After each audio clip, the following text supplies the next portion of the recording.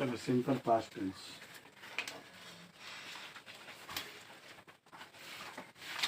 Simple past tense.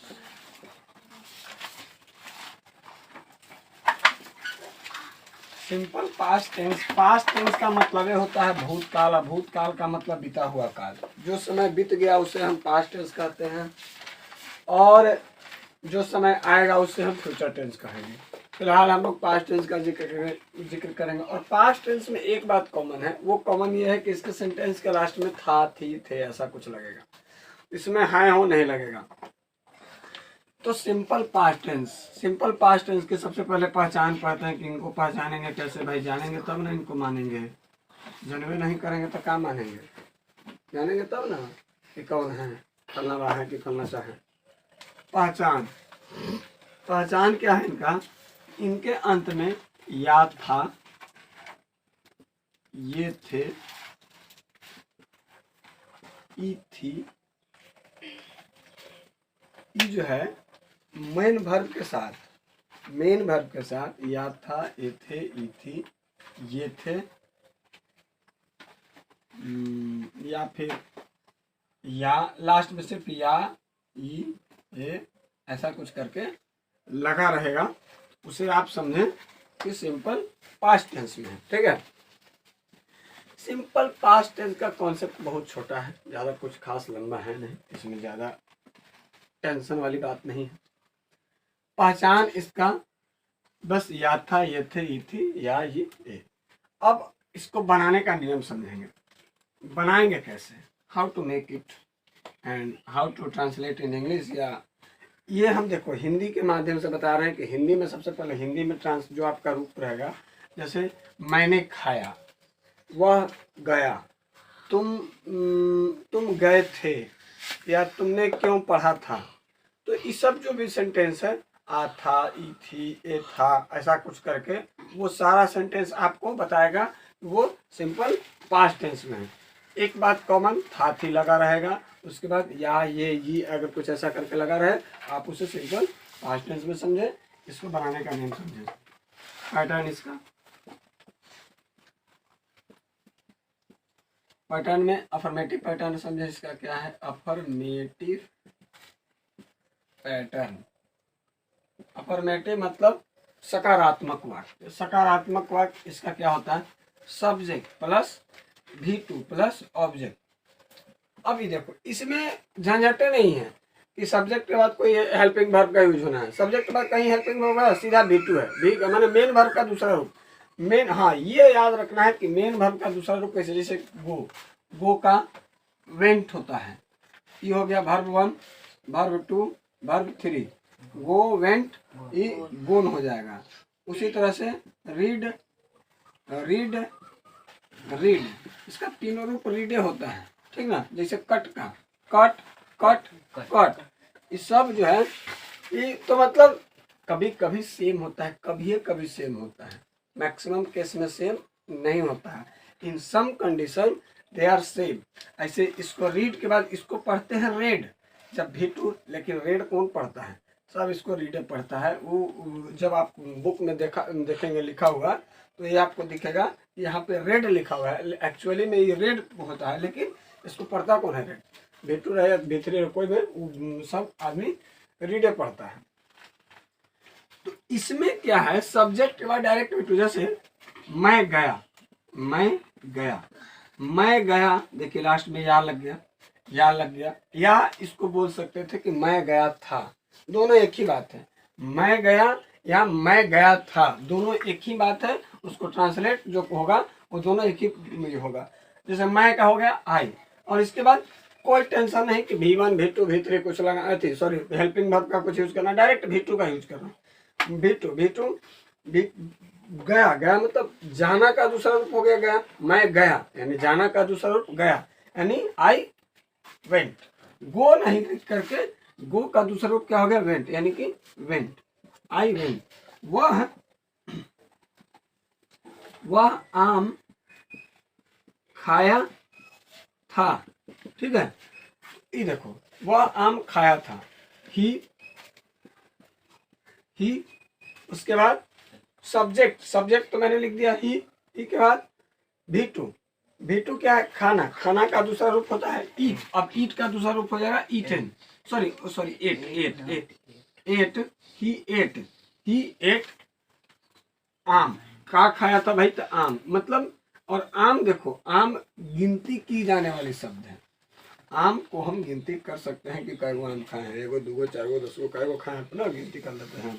He eight a mango. बात अलग है कि चुरा के खाते हैं तो गिनती नहीं कर पाते हैं, दूसरे के पेड़ में से तोड़ के चुरा के खाते हैं तो गिनती नहीं करते हैं, खाए पर ध्यान देते हैं कि एक गिने के फेर में है। तो इस तरह से इसको हम बनाते हैं। सिंपल है।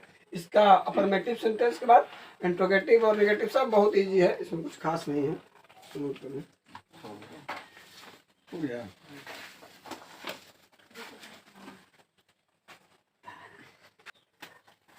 देखिए इसका नेगेटिव पैटर्न, नेगेटिव पैटर्न क्या होता है इसका? नेगेटिव पैटर्न, नेगेटिव पैटर्न में इसका है सब्जेक्ट प्लस डिड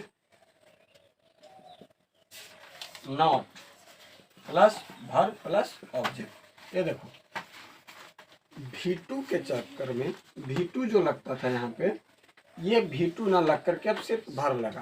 कारण ये यहाँ पे ऑलरेडी एक डिड, डू का मतलब डू जो है ना, डू का दूसरा रूप होता है डिड, इस तरीके से, और तीसरा रूप डन, डू डिड डन। तो दूसरा रूप तो ऑलरेडी यहीं पर इम्प्लाइड हो जा रहा है, इसी वजह से ये सिंपल वर्ब में रहता है, मेन वर्ब के रूप में सिर्फ लिखा जाता है। जैसे मान लो वह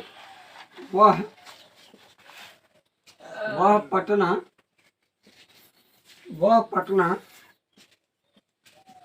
नहीं गया, वह पटना नहीं गया या नहीं गया था, आप दोनों लिख सकते हैं। आप ऐसे देखो इसका कि नहीं जुड़ गया, नहीं जुड़ने का मतलब नेगेटिव पैटर्न, नेगेटिव पैटर्न का मतलब होता है कि ये उसके बाद नहीं का जुड़ना नेगेटिव बताता है। दूसरा ध्यान रखना कि इसमें जो या लगा, या था लगा, ये सब जो लगा वो बताता है कि ये किस टेंस का है, सिंपल पास्ट टेंस का है। और सिंपल पास्ट टेंस का है तो सिंपल पास्ट टेंस के नियम के अनुसार बनाएं, उसको हमेशा याद रखें। जिस टेंस का है उस टेंस के नियम के अनुसार बनाएं। सबका अपना अपना, आप देख रहे हैं, सबका अपना अपना नियम है। किसी में डिड नॉट प्लस वर्ब लग रहा है तो किसी में कुछ लग रहा था, किसी में हैड बीन तो किसी में हैज बीन तो किसी में हैज या हैव। वह पटना नहीं गया, ठीक है, वह पटना नहीं गया तो ही के साथ पहले हम सब्जेक्ट के बाद क्या प्रयोग करना, did not. So we use did not. कोई ये नहीं है कि सब्जेक्ट क्या है, सब्जेक्ट पे डिपेंड करेगा कि अब मतलब है कि हम डिड का प्रयोग करें, या कुछ ऐसा नहीं है इसमें। इसमें सब्जेक्ट पर बस जो पैटर्न है उसके अकॉर्डिंग बना दे, कम खत्म। सिंपल पास्ट बहुत ही इजी है, कोई इसमें ज़्यादा झंझट नहीं है। बस आपको V2 याद रखना पड़ेगा, वर्ब का दूसरा रूप क्या होता है वो याद रखना पड़ेगा। ही डिड नॉट, और उसके बाद गया तो वर्ब में से गो, देखो यहाँ पे गया, पहले इसके पहले जो हम अफर्मेटिव में लिखे थे वह गया का वह गया, तो क्या लिखते हैं, ही वेंट, क्योंकि इसमें अफर्मेटिव में सब्जेक्ट प्लस V2 हो जाता है। लेकिन यहाँ से तो V2 तो हट गया, सिर्फ वर्ब है, यानी गया यानी जाना, तो जाना का गो।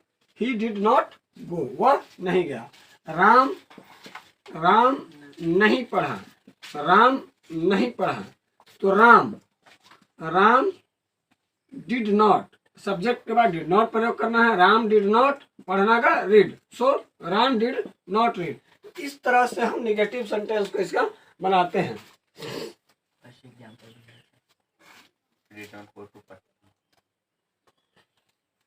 सॉरी, वह पटना नहीं गया तो ही did not go to Patna. ये आपका पटना बच गया था, तो ये आप इसको नोट करिए।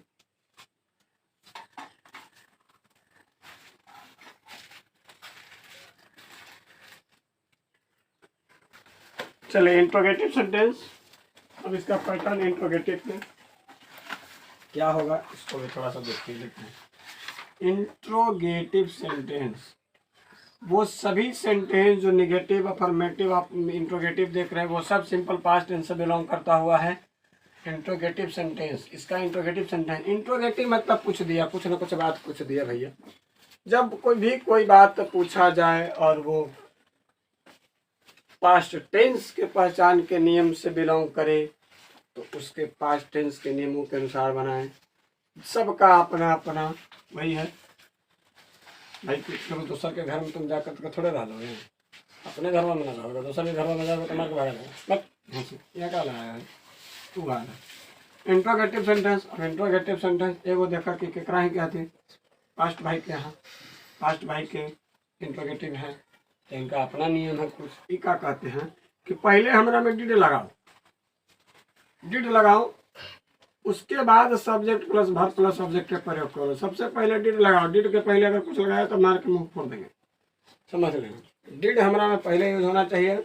और उसके बाद देखो कभी भी यहाँ इस टेंस में देखा जाए तो हेल्पिंग वर्ब डिड है। डू का डू हेल्पिंग वर्ब होता है और डू का दूसरा रूप डिड होता है, इस वजह से डिड इसका हेल्पिंग वर्ब है। और हमेशा किसी भी टेंस में के पैटर्न जब आप देख रहे हैं, आप सिंपल प्रेजेंट टेंस पढ़े, सिंपल पास्ट सॉरी हाँ simple present, present continuous, present perfect continuous, इतना टेंस पढ़ चुके हैं, उस सब में आप देखे हुए इंट्रोगेटिव में आप मार्क किए होंगे। तो इंट्रोगेटिव में हेल्पिंग वर्ब का यूज होता है पहले। हमेशा इंट्रोगेटिव सेंटेंस की शुरुआत जो होती है in the English form helping verb से होती है। तो help we use helping verb in with starting, मतलब स्टार्टिंग जो हम करते हैं हेल्पिंग वर्ब के साथ करते हैं किसी भी टेंस में, जो उसका इंट्रोगेटिव सेंटेंस का जो ये होता है, वाक्य होता है, उसको हम उस हेल्पिंग वर्ब के साथ शुरू करते हैं।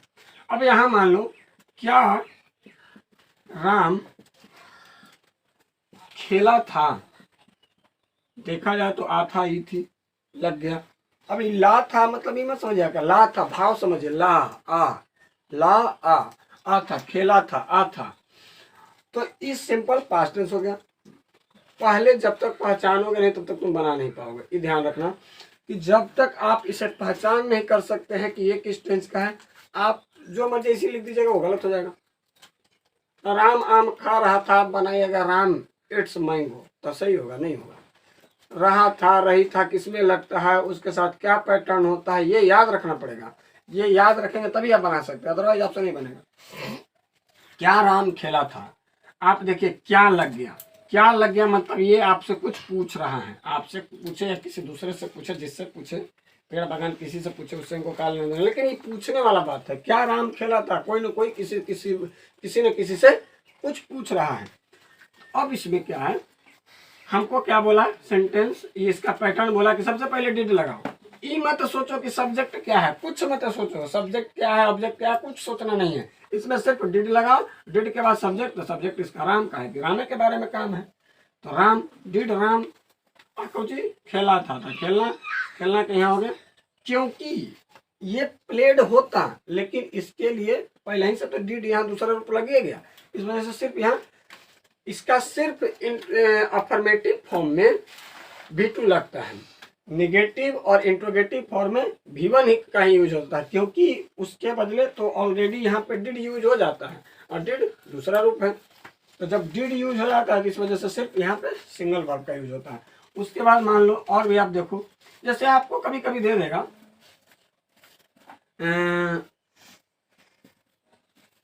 Did Ram go to Patna. सबसे पहले तो आपको ये देगा कि आप इसे पहचान करें कि क्या ये सेंटेंस किस टेंस से बिलोंग करता है। तो डिड का यूज, जैसे ही डिड दिखे आपको, आप याद रखें कि डिड वाला तो सिंपल पास्ट टेंस में लगा था, यानी कि सिंपल पास्ट डिड और किसी में नहीं लगता है, ये ध्यान में रखना। इसका एक ये है, डिड और किसी भी टेंस में नहीं लगता है, सिर्फ सिंपल पास्ट टेंस में लगता है। जैसे डिड देखेंगे वो समझेगा तो सिंपल पास्ट है। डिड डिड डिड वैसे भी कैसे समझेगा, डिड दूसरा रूप होता है और पास्ट फॉर्म दूसरा रूप होता है, यानी कि सिंपल पास्ट टेंस से बिलोंग कर रहा है। बस डिड से ही समझ जाएंगे आपको, बाकी तो देखने का जरूरत नहीं है कि कौन टेंस का। डिड देख लिए बस इतना। या हो सकता था कि Ram Ram ate an apple, Ram ate an apple, Ram एक सेव खाया था, राम एट एन एप्पल। अब इसको आपको देख करके बताना होगा कि भाई आप किस टेंस, ये किस टेंस का है।